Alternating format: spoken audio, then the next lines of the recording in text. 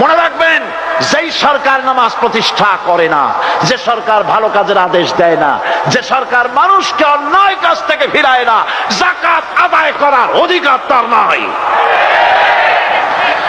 সুতরাং এমন এক সময় আসবে যখন আবার আমাদের জন্য সুখ শান্তি ফিরে আসবে। সেজন্য কোরআনের কাছে আসতে হবে। কার কাছে?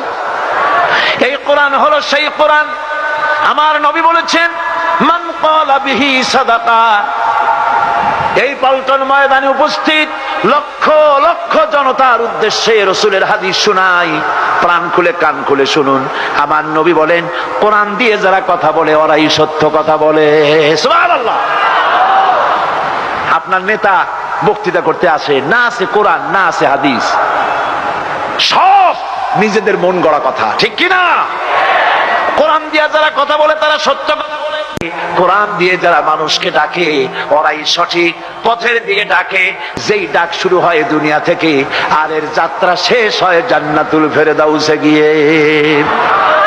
আখরাজাহু তিরমিজি, তিরমিজি শরীফের হাদিস এটি। সুতরাং ইন্নাদ-দীন ইনদাল্লাহিল ইসলাম। জীবন ব্যবস্থা কেবলমাত্র কোনটা? জোরে বলেন, কোনটা?